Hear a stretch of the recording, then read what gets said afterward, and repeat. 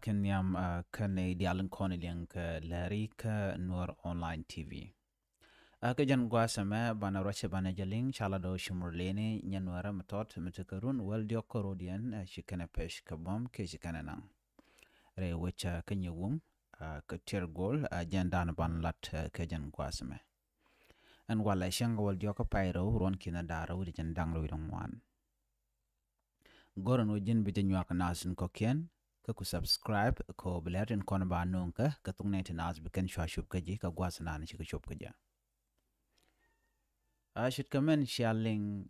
katende no shijapa ki murlëëni shika nyamatot mitene karun wel diokorodian shikana pesh pan ka shanka waro ka pairo ron kine dara wudi jandang lo wan. Reshin ka tore wajen shwali nyuwum kuyir ka tirgol.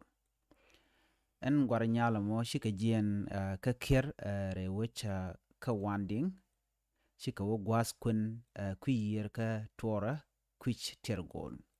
Shika no gwas kun gwas yo gwa quentin ke shika gwas ndanin kwenaratin wa meshi kun mesha dakpin ke chi kun dial shika lu njok ke jenra mo wedore shu kan gwar to shu ko rodien churit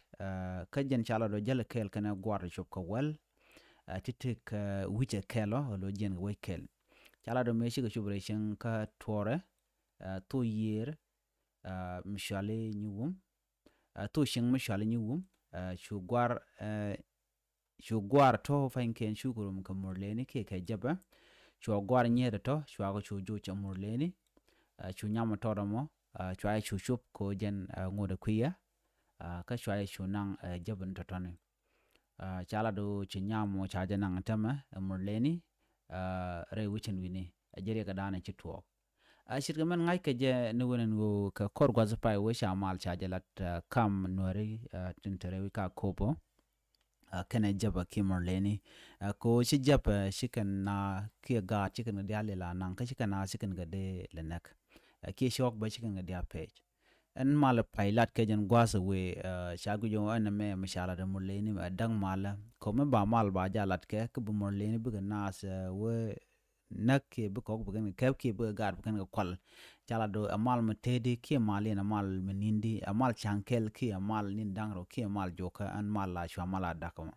na me jere ga dana ci to kan ngode teleroñ mi channel lat mi channel linga no mi chaje jeke kana jek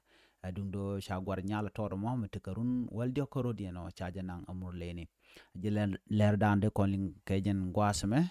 goro bi nyuanas ko tin kokien ka gorben go jin be subscribe kejen Nuer online TV me ko be ko shonga je kel gwasa dana ci läär ya bere be ko shoma la je ka pet de kon shonga gwasme bi atikamal bye bye